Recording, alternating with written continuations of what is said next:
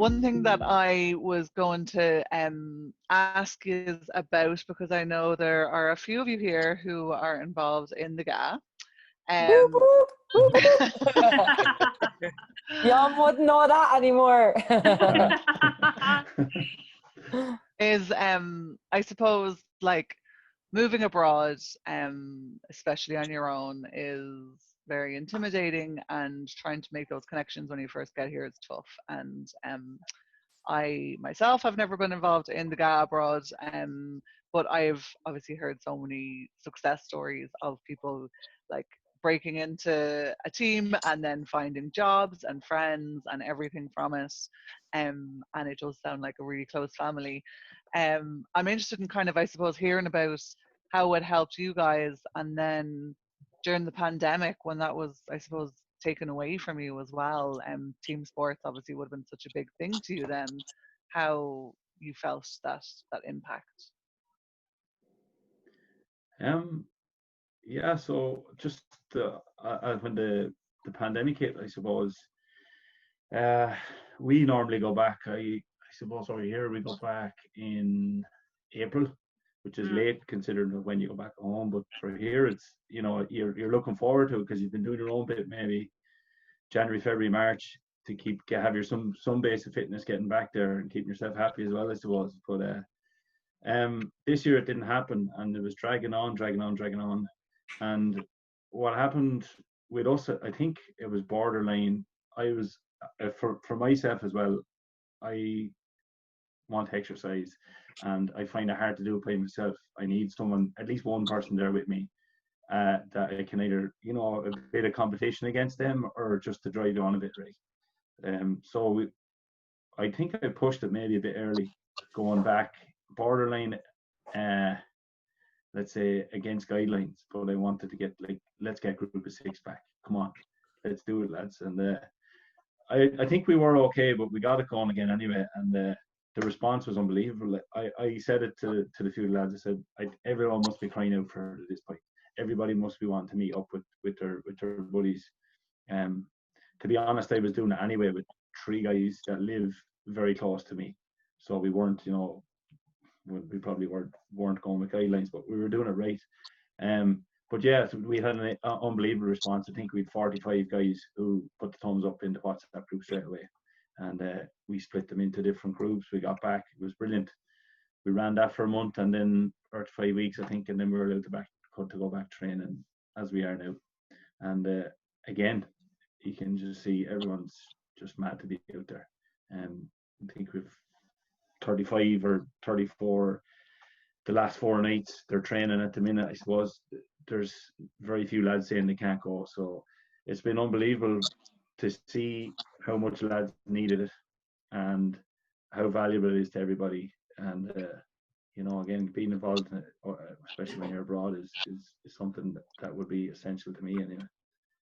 Yeah, and Paul, I suppose, in your position, the fact that you're captain of JP Ryan's, I'm sure you have heard from a lot of lads, and I know you always hear about how important sport is to men with regards to managing mental health. And I'm wondering, like, how you heard of people trying to cope without that during the pandemic, if you heard of any stories or. Well, I do, like, I set up that group, the groups of 6s, or we set it up together. We volunteered to take them. We're not a coach by any means, but we said we'd take sessions. And there was probably 3 new guys in the group, and they just told me how much, like, they're new, they didn't know many people here, and how much they were crying out for something to start, you know. And I just love to play a hurling match, and they were so happy to be there. I talked to a couple of guys, and just to get a couple of past things that happened over the years. I have a good buddy there in the hurling team. He told me a story that he has a friend over here who has been in and out of hospital, unfortunately, with mental health, and he finds it very hard to bring himself to do anything at all. And he was just telling me it was a success. It can be a success story every now and then. He'll coax him to come training, and it really relieves any stress that he has, he finds it brilliant, and then he mightn't come for a few weeks, but he'll get him out again, and it's always a massive positive for him. So that's great, you know, to see that it does work. And another thing that's working, I said I'd mention it as well. There's a new football team here in Vancouver. They just set up, St. Finian's. They've linked up with Pieta House and Darkness into Light. And I was speaking to the committee just to get their ideas. Has it been working for them? They have had people approach them through the club, because they've seen Darkness into Light on the jerseys. They post on their Instagram and Facebook and that type of stuff. And they've had a few people approach them, I think just looking for a chat, you know, they were struggling in some shape or fashion. And it's great to see that's working, especially for men, like, you know. So, yeah, positives. I always think JS can be a massive positive all the time, you know. And especially mental health, if it helps people in any way to reach out and feel comfortable to reach out, it's brilliant. Yeah, amazing. And Blah, I know obviously yourself heavily involved in the GA also. You were briefly speaking with me about some of the things that you guys were doing when you couldn't train. Do you think any of those, if you could kind of tell us what they were, and do you think it helped kind of keep people ticking along? Yeah, absolutely. So I suppose for me, like, ISC gave me like it basically made my life in Canada when I first came over. So anybody who knows me knows I came over by myself April 2018, and then my partner was playing football and hurling back home in Meath, so he didn't actually come out until that November. So of course I hadn't played like camogie or football since I left primary school. I was going, God almighty, what am I going to do? It's really hard being by yourself, and especially like it was my first time living out of home. I didn't know where I was going, what I was doing. So then the next thing I kind of wanted to do was like, I just need to join in, and I was like, okay, I'll do camogie, and thankfully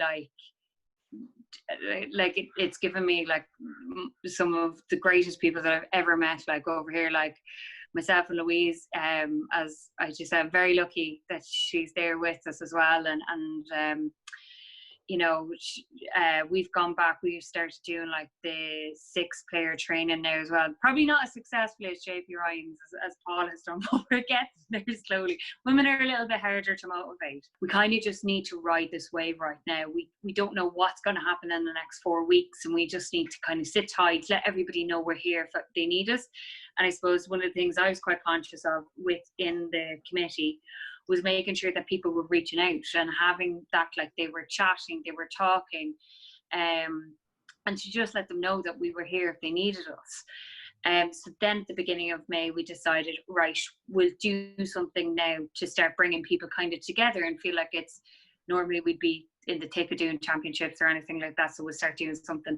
So we started doing virtual yoga on a Monday, and then we did online fitness classes on a Wednesday, and the yoga was just fantastic, because at one point I think we had like 25-30 people kind of involved, and it was just an hour where you could just kind of take that hour on a Monday to sit back and really relax. So once we kind of done that, then June and July, kind of the end of June, start of July, we started talking about bringing the groups back and seeing what's going to be safe. It's really difficult to try and get like it kind of that it's a happy medium in that you're letting people go back safely, but at the same time that they're getting to do that meetup, as like Paul was saying, and they start feeling like, you know, their mental health, they are getting out, they're getting to play, they're getting to do something. Because I mean, like for camogie, for ourselves, like last year we were probably barely getting to like 10, 15, 12 girls at a training session. This year we get more now in our small groups than we did last year. Yeah, like we managed to set up like 6 groups, or 6 groups of 6, and with the possibility of more people coming. And we were like, God almighty, there's like 45 girls who want to get out and training. So I know, like for myself and Louise, we do our group together. We haven't, the last 2 weeks we've been a bit lackadaisy, But We're back next week, Flo. Back next week. Yeah. I'll be in Jasper, but I'll still train like Okay. up there at the lake. Every time Blah doesn't go, we're like, you're getting burpees. You're getting burpees. Yeah, and every time she gets an explicit message back to her that she makes me do burpees, she'll never chat to her again. But it is like, having been out, like it is really needed. And it's been, especially like my sister at home plays her like camogie and football, and Anto's teams, my partner back home, they were all back playing football at her, and it was like so hard watching it and knowing we would love to be there, but it was just not safe to do so. And like by this point of the summer, like you'd be in full blown in it every Saturday. You'd be out, and you'd be out in the sun, and you'd be getting to play, and you'd be getting to meet like new people. And it was really, really tough this year. But like we're slowly but surely getting there with it, and it's just trying to do like the communication bit of it and make sure people are all right, and within those little groups that like new relationships are being made, that like somebody who would have been like me 2 years ago, that they feel that there's starting to make a connection that's going to be there to be able to support their mental health. Yeah. I just go back to something really, sorry, Kate, something really quick that you said there just hit me there. You said you hadn't played since primary school. Yeah. Like just for anyone that might end up seeing it, and like it's not over here, it's not the pressures of training so strict and all that type of stuff where you're zoned to win one thing. We are, in a sense, we do take it serious, but we've got lots of guys who hadn't played for a long time before they came out here. But it's not about being the best player out here either. It's about the characters. Like we've like guys that hold their hand up, they don't mind and say I'm not the best hurler, but there's different guys bring so much to the group of 40, whatever it might be on the day, 30 guys, 40, whatever it is, and they bring just so much crack, so much energy. And I'd say to guys, if you're not the best player, it doesn't matter at all over here. Get yourself out there, come along. It's an unbelievable way to meet people, and and I find, you might find it as well, girls. It's almost a closer knit here. Your friends that you make in the club than you actually would with most. You've got your 2 or 3 guys maybe back home, your team back home. Over here, it seems like I don't care who you are. Like we're all here together, we're all chatting, and you get to know everyone. So it's great. If you haven't played, or people that haven't played in a long time, just go get yourself there, and you meet so many people, and it's refreshing, Absolutely, yeah. It was like, honest to God, like it was the best decision. I will still hold my hands up and be like, if somebody asked me to puck in the air, I'd probably hit them with a hurl instead. Like it's there's time. And Louise Gavin will tell you, she still shouts to me, 2 hands. And I'm like, I'm gonna hit you with the hurl instead.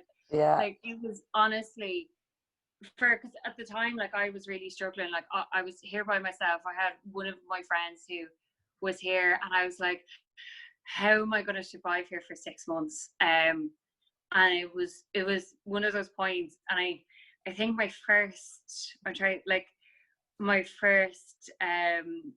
tournament that I went to was down to Seattle on the party bus with all the girls, and it was probably one of the best days that I had in years, because it was just, as like Paul said, it became like you knew everybody. There's no such thing, like you have like team rivalry when you're on the pitches and stuff like that, but you get to know people so much better because you're chatting to them like during matches, after matches, in the pubs. Like you go down to the same tournaments, you're seeing the same faces, and it doesn't matter what happens. And I suppose one of the things that I wasn't here for, but I know Paul and Louise might be able to chat about a little bit more, is unfortunately the really difficult time that happened when one of the ISSC players, like David Gavin, passed away, unfortunately, on the way to the Western Canadians, and there was such a sense of solidarity between all of those who were in the GAA community, and like having that support of everybody around them is just it's mirrored all the time with anything. It doesn't matter what one individual player is going through, or what club they play with, or how well you get on with them. If something is going on, it just becomes such a big support network that no matter what you need, like somebody is there to chat to. I even find sometimes in the group chat, even today, for example, I put into the ladies group chat that I was looking for a graphic designer, and I had 11 messages back like that, asking, yeah, I can help out. What do you need? It's just always something like that. Like, I got my new job through a camogie player that I just met last year, Anne Buckley. She just messaged me randomly one day. She's like, I think I have a position that in my company that you might suit you. And it was just because of like the background chat of all the girls in the committee that people know. And, you know, whenever there's somebody struggling, like even for example, up until this day, if someone put in that they're looking for a job, Marie, I would actually send them your, like, go for Marie Gill. You have these options that with Dave over at Swim or Roisin, you're always just throwing in constant people because we all know each other, right? So like Marie was one of the first people I met when I came to Canada. Actually, I think out of everybody here, you are the first person I met when I came to Canada. And I remember you like brought me into a deco. It was like one of my first times ever doing a test, and I was just like, whoa, this is mental. But it's a network, and that's what the GA is. Like as Paul mentioned, like we're all over here together. I feel like I talk to people on Aeroog and Finians and Cucull and JP Ryan's more than I would talk to more lads in the ISSC, because it's just your group and everyone's just like in a different bubble. In our, even in our smaller circle in Kits, like all the people who hang out, it's like ISSC Camogie, there's like St. Finian's, there's JP Ryan's, there's Cucullin, and you'd expect it all to be like, woo, you know, like fighting, but it's just like, it's banter, and it's good, healthy, competitive banter, because like it's on the pitch, off the pitch, you just slag each other off, you get on with it, it's fun, there's never any hard feelings. And I think it's great because when I first came over here, there was only one option for the ladies team, so now there's obviously Fraser Valley and St. Finian's and ourselves for like ladies coming over, so they have like a choice. And I definitely say like it's good, especially if your friends are on a team, you can go and you meet more people. You know, it's a bit overwhelming when you go down and there's like 60 people standing in front of you, like all talking, and you're like, you know, the lads like before when they were trying to conduct a train looking around and just like, how do you even start? But it's mostly how to get the girls to shut up and get into a drill, because they're all just like, blah, blah, blah, blah. Where are you from? Oh, do you know this person? Oh my God, yeah. And it's literally the same chat. But the fact that we couldn't have that this year, I feel bad for like the people who came over, but like we put up plenty, like even before COVID, every team, it was like an election. It was like everyone wanted, who wants to join my team? It was like constant. Like I remember one time my husband going, if I see another post by a GA team in that Irish Team Vancouver page, I'm going to crack up. It was like an election. But I think a lot of people reached out to all the clubs, and now we have girls in our smaller pods that I went up to our smaller football pod of like, we have 6, and I knew 2 of the girls and I didn't know the others. And I literally was like, who's played football and who hasn't? And it was the girls I knew who did and the girls who I didn't know but didn't put up their hand. But this is the best time to work with those girls and to actually give them the one-on-one time from being like 2 senior players like Catherine and myself to actually be that player coach mindset and teach them and like meet up and like set drills. And one girl literally last week, she was like, I've never done truck and trailer in my life, and I nearly dropped dead. I was just like, what? How do you not do? You know, she was just like, oh, I didn't play it in school, like we never did this. But it's good. And now I think that the more they go, they're getting excited about next year, and they're like looking, it's more positivity and hopefulness. And just like, I can't wait until, like, you tell them all the stories, or they see everything on social media, and they're like, and you tell them the stories like the Seattle trips or like the Western Virginia trips when half the lads team got knocked out when they're over there in a big fight afterwards. But but you just make those memories, and you know, it's fun. Like those trips away, you get put into a room with people and they become like your friends. And you know, they're the ones that you like. My best friends over here now, Blah included, like they're all from the camogie team, so it's great. And I think it's such a testament to, in even from a more broad point of view, the Irish abroad and looking after each other. Like, I myself am not involved in the GAN, haven't been in 5 years. I am not a team sports person, but very tempted to go on the sandwiches from the stories I've heard. But sometimes you go down to Seattle on that bus, a girl, you come back a woman. I'm telling you, like, it's people. Or the case of two the lads that came back as the carers. Oh, like the fact that you're trying to like hound 40 girls through immigration when they're drinking Fort Loco the whole way is like a disaster. So. I experienced it last year, and I just never want to do that again. But I believe that it is a testament to how Irish people look after each other when we're abroad. And from a broader point of view, I don't know if anyone has any personal experiences with other Irish organisations here.